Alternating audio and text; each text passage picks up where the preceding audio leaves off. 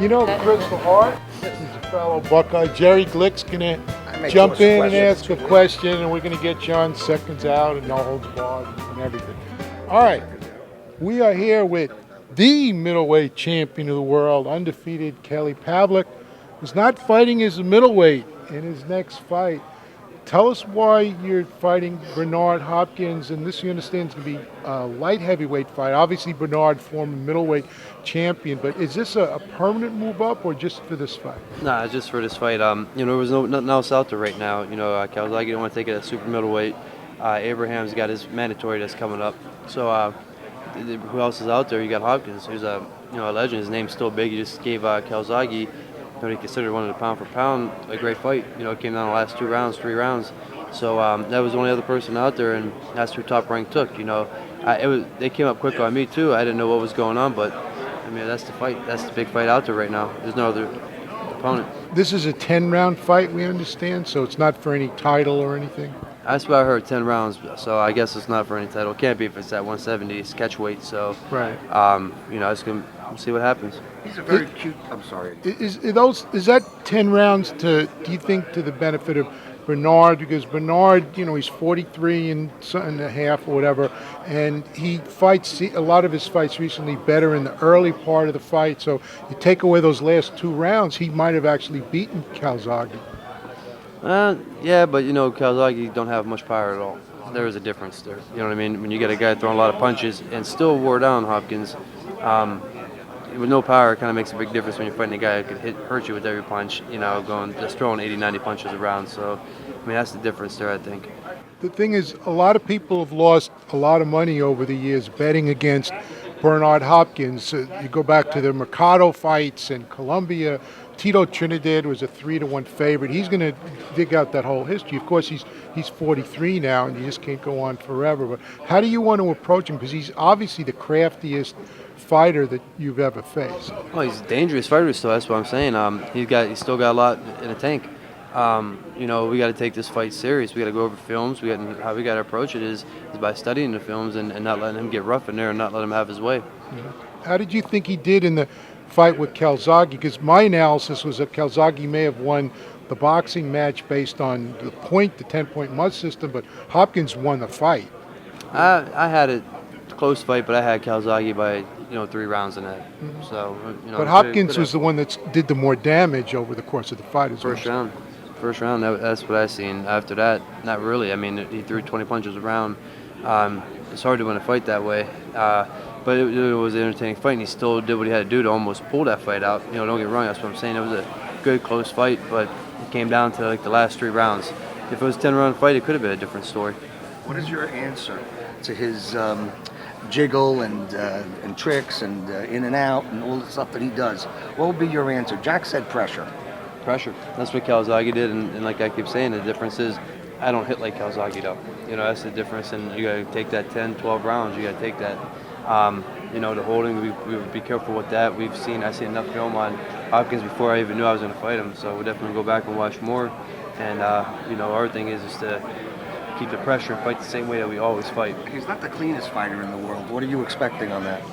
Hey, if he gets dirty, I get dirty. I'm every bit as big as he is, and I rough people up in the inside too, and he's got to be careful with that. So you got elbows too. I got elbows and I got heads.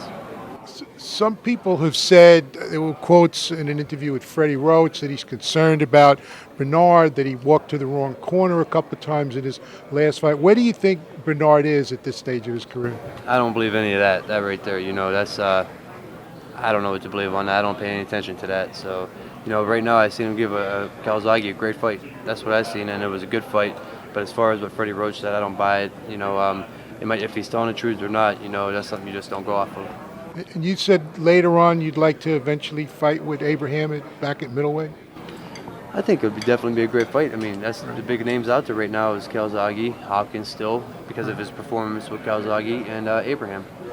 Even though you have the 2 victories over Taylor, do you think that this fight actually may get you a little more attention given Bernard's notoriety and being, 21 defenses, I forget now, as a middleweight champion, even though he's been fighting at light heavyweight more recently, this could give you a little more notoriety? Oh, definitely.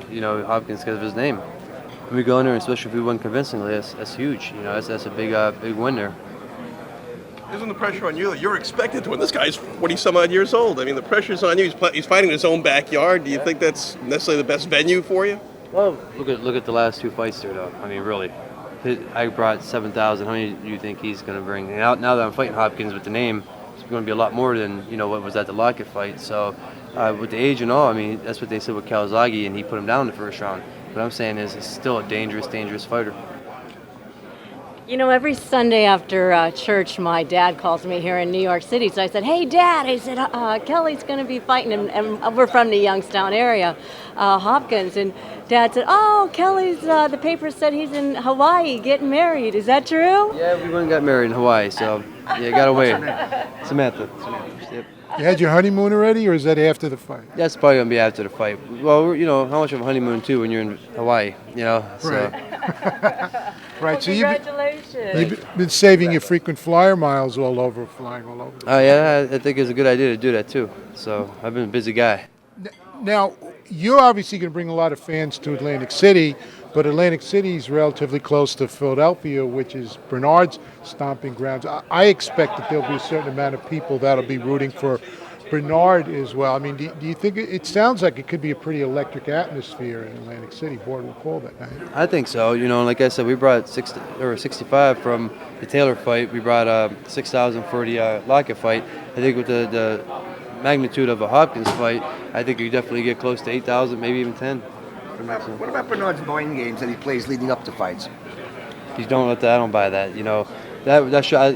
Miranda did it, and Taylor in the first fight, and that gives me confidence because when somebody's trying to get in your head with their mouth, then you know that they're not too confident in their other games. So The name calling, the trash talking, there's a lot of that. We can expect that. I don't know. Not from me. You know, I don't do that. So you guys know that. But with Hopkins, who knows what to expect? You know, it's still early out. Maybe a couple days before we do a press conference, you'll hear it. But right now, who knows? When you fought Lockett, one thing that impressed me was at the end when you were finishing him off, you kind of zeroed in.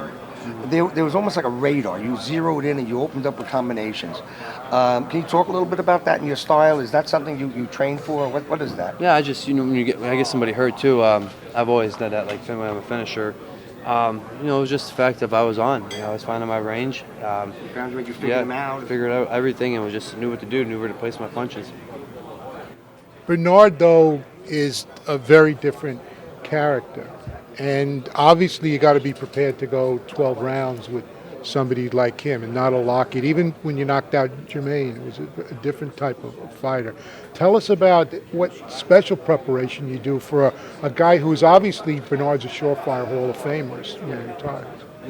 I'm not going to change anything in our training. You know, the only thing that will change is sparring partners. You're going to get somebody, of course, that emulates the style of Hopkins. You know, you want to get 2 or 3 guys in there. You want to get a guy who moves a little bit. You want to get a guy that's a little rugged, you know, on the inside. And then you just want to get a nice boxer. And that's the main thing that you want to do. Like we do with Taylor. Then we get the same type of guys for a Lockett. So that's the only thing that's going to change in this camp. Any names yet on sparring partners? Not yet. We're out. No. Yeah, there might be a Richard Pearson. You know, there's a couple guys that got the hand speed and kind of fight a little bit like him. Kelly, are you surprised that Bernard took this fight? Nah, he's a warrior. He likes to fight. You know, he's going to bring his A game. He'll never turn anybody down. So I'm not surprised at all. And really, like I said, with me fighting Hopkins, who else is out there for him to fight right now? Jack said he's looking for a KO. What about you? No problem. No, I'm looking for the W. But hey, you know what? If it comes, there's nothing wrong with that. You know. This is Kristal Hart reporting from Times Square, Manhattan, inside of BB King's.